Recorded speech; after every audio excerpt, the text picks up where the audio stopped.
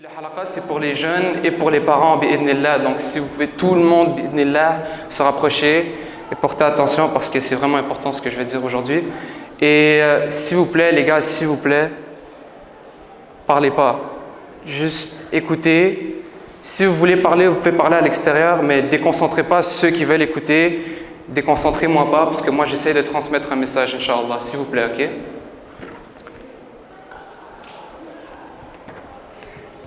إن الحمد لله نحمده ونستعينه ونستغفره ونعوذ بالله تعالى من شرور أنفسنا ومن سيئات أعمالنا من يهده الله فلا مضل له ومن يضلل فلا هادي له وأشهد أن لا إله إلا الله وحده لا شريك له وأشهد أن محمدا عبده ورسوله صلى الله عليه وعلى آله وأصحابه ومن تبعهم بإحسان إلى يوم الدين يا أيها الذين آمنوا اتقوا الله حق تقاته ولا تموتن إلا وأنتم مسلمون رب اشرح لي صدري ويسر لي أمري واحلل عقدة من لساني يفقهوا قولي بسم الله. Donc c'est vraiment clair et net qu'aujourd'hui il y a plus de fitna qu'avant. Il n'y a aucune comparaison entre le niveau de fitna qu'il y a aujourd'hui et le niveau de fitna qu'il y avait auparavant.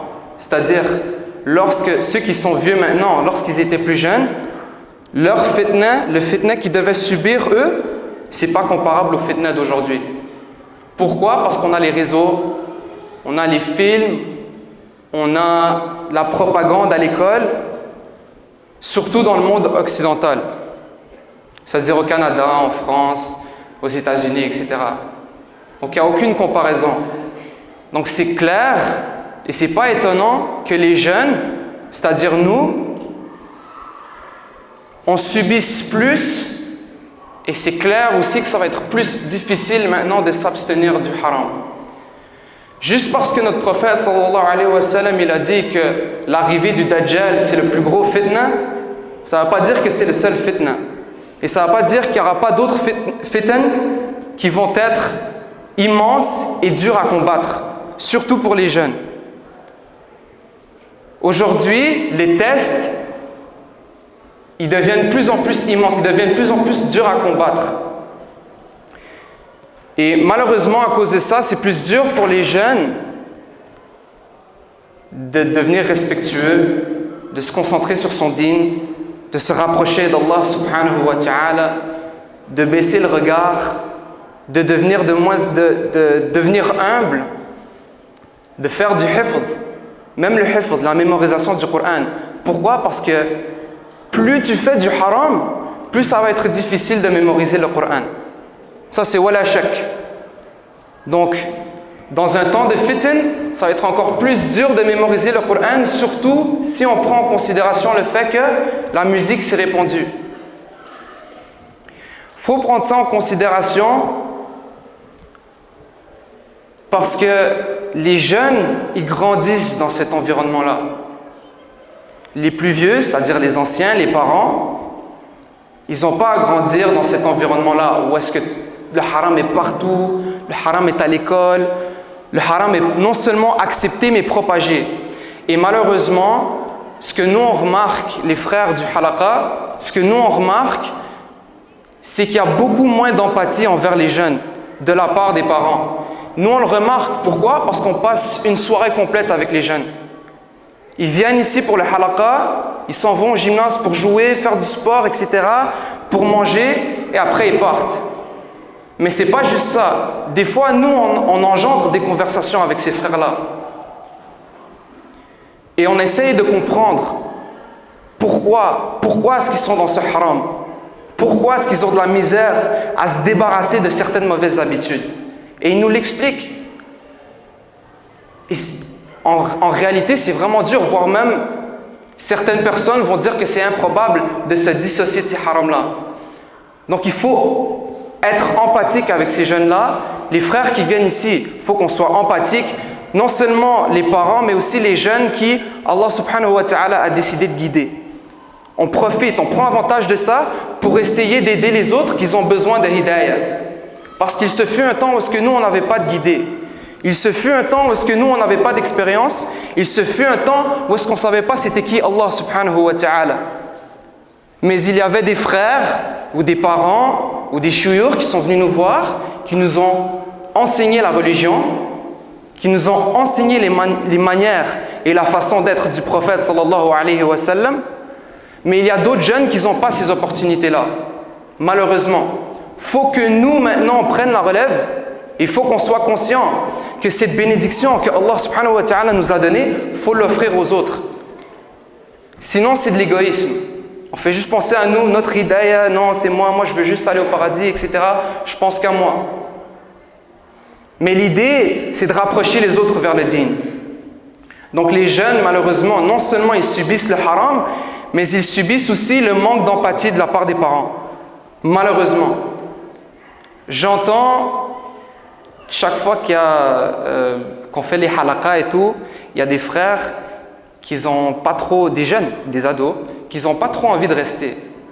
Il y a des frères, ils ont envie de partir. Et quand on leur demande pourquoi est-ce que tu veux partir, reste ici, tu es avec nous, tu es avec la mosquée, tu es proche d'Allah, tu te rappelles du dîn. Pourquoi est-ce que tu veux partir? Et les frères, ils disent quoi? Moi, je me sens visé. Je ne me sens pas accepté. J'entends des plus vieux dire tel ou tel sur mon frère, parce qu'eux, ils viennent en groupe dans le fond. C'est des gars qui viennent en groupe, ils viennent et tout. Je les entends dire ça et ça et ça à propos de mes frères, puis moi, ça me rend inconfortable, ça les rend eux inconfortables. Maintenant, j'ai plus envie de rester. Donc, on va juste partir. Et c'est déjà arrivé, wallah, et c'est pas un exemple que j'ai inventé comme ça. C'est réel. C'est quelque chose qui est arrivé et plusieurs fois. Pour des choses qui ne sont même pas nécessairement vraies, des rumeurs. Ah ouais, à ce qui paraît, ce jeune-là, il a fait tel haram. À ce qui paraît, ce jeune-là, il fait ci, ça, ça, ça.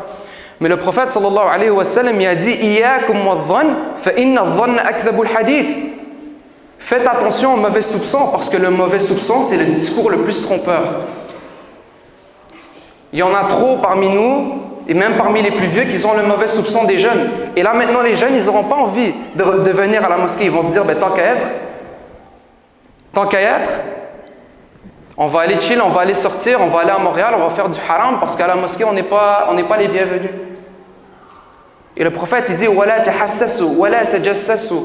Ne commencez pas à chercher les torts de ces personnes-là. C'est-à-dire, les jeunes qui viennent ici, il ne faut pas qu'on commence à chercher pour leurs torts. Chercher le mal, si peut-être il y a un haram qu'ils ont fait, que ce soit dans la mosquée ou à l'extérieur de la mosquée. On ne commence pas à espionner et à prétendre. Ça va détourner ces jeunes-là et ça va les égarer du dîn. Nous, notre intention, c'est de rapprocher les jeunes du dîn. Pas comme si nous, on était exemptés, mais on veut que ces gens-là, ils vivent la même expérience que nous. Mais malheureusement, il y a d'autres gens qui les égarent, qui les éloignent de la mosquée. Pourquoi? Parce que c'est des mauvaises personnes selon eux. Comme j'avais mentionné, le pire dans tout ça, c'est lorsque on dit quelque chose à propos de ces jeunes-là qui est soit fausse ou qui est vrai, mais on n'a aucune preuve. Soit qui est fausse ou qui est vrai, mais on n'a aucune preuve. Allah subhanahu wa ta'ala, dans Sourate Al-Hujurat, il dit « Ya ayyuhalladhina amanu, in ja'akum fasiqun binaba'in fatabayyanu an tusibu qawman bijahala fatusbihu ala ma fa'altum nadimin. » Allah, dans Sourate Al-Hujurat, il dit « Oh, ceux qui croient, si un désobéissant vient vers vous avec de l'information, fatabayyanu, vérifiez. Soyez sûr que cette information-là que cette personne vous a mentionnée, vous a transmise, soyez sûr qu'elle est authentique, soyez sûr qu'elle est réelle.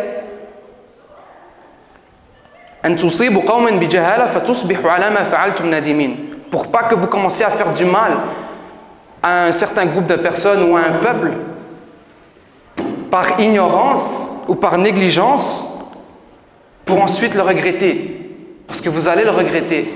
Que ce soit dans cette vie d'ici-bas ou Yawm al-Qiyamah. Parce que Yawm al-Qiyamah, dès qu'il y a quelqu'un qui parle mal de quelqu'un d'autre, qui fait du mal à quelqu'un d'autre, cette personne-là qui a subi le mal, il va avoir son haqq Yawm al-Qiyamah. Le jour du jugement, cette personne-là, il va avoir son haqq. Il va avoir son droit. Et c'est ça qui est vraiment dommage. Parce que ce n'est pas nécessairement des plus jeunes qui ont ces défauts-là, c'est aussi les anciens, comme j'ai mentionné. Et les plus vieux, ils sont censés montrer l'exemple aux plus jeunes. Mais moi, je ne veux pas trop aller dans le manque de respect, parce que le prophète sallallahu alayhi wa sallam a dit « Al-barakatu ma'akabirikum » donc la bénédiction, c'est avec vos anciens, c'est chez vos plus vieux. Donc ça va être dans le respect, Inch'Allah. Mais le prophète sallallahu alayhi wa sallam a aussi dit « Qul al-haqq in kana murra » on dit la vérité même si ça fait mal. Et la réalité, c'est que parmi les défauts qu'on remarque chez les jeunes, il y a beaucoup des plus vieux qui le détiennent aussi.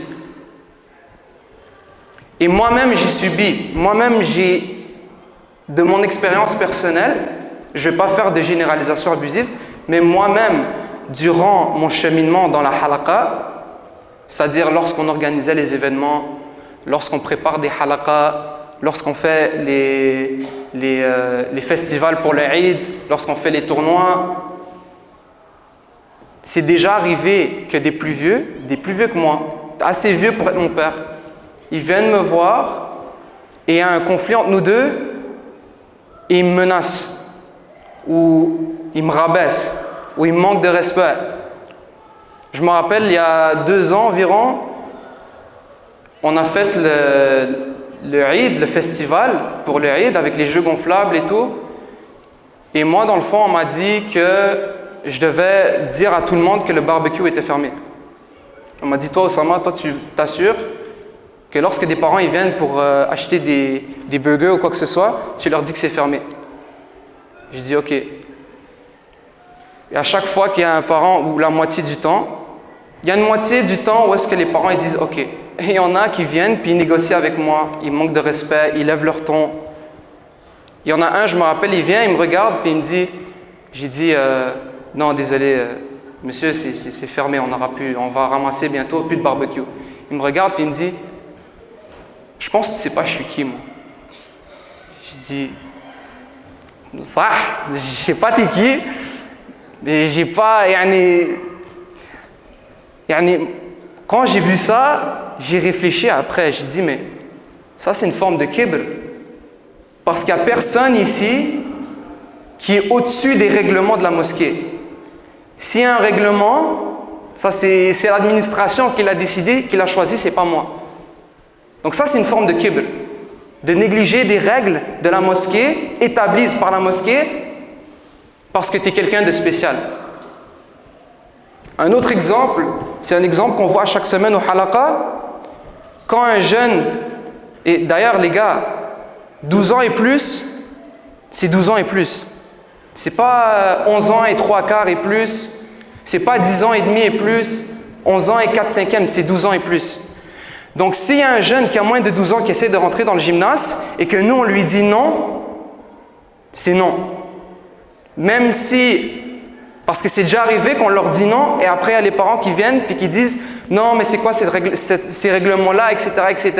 Mais les règlements c'est les règlements. Et il y a une raison pour laquelle le halaqa, le gymnase, les activités c'est 12 ans et plus.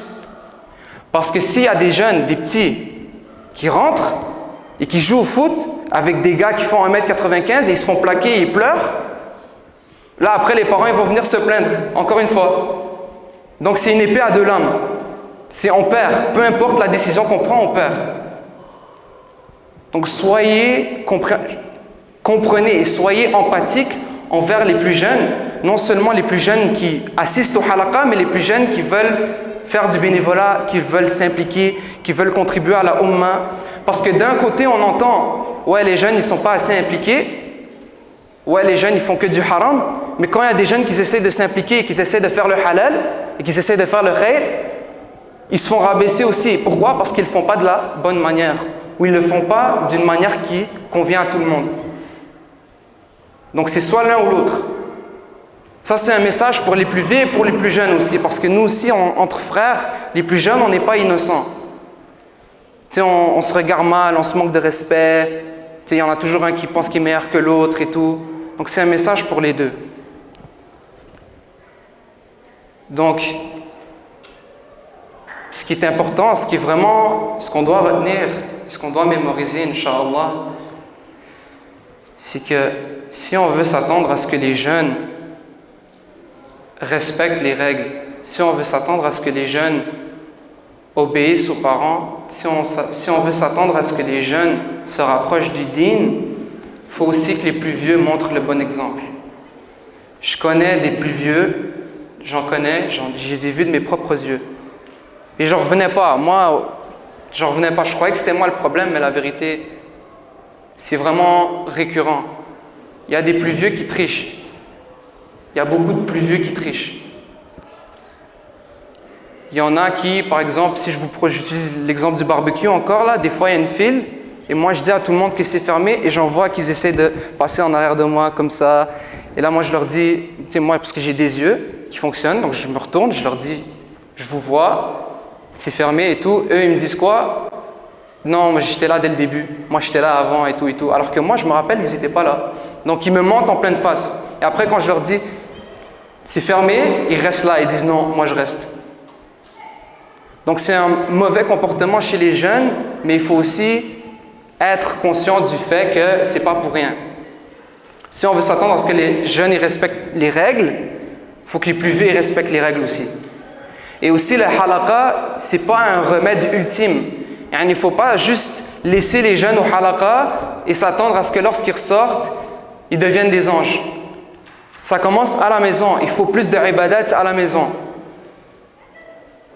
Pour que comme ça, lorsqu'ils reviennent à la mosquée, ils se rapprochent encore plus du dîn quand ils viennent à la mosquée. Et après, quand ils reviennent chez eux, ils peuvent interagir avec leurs parents et dire comme quoi « Ouais, au halaqa, j'ai appris ci, ça, ça et ça. » Et là, il y a une meilleure dynamique. Et la dynamique, c'est important. Les parents et les jeunes, on doit établir une relation.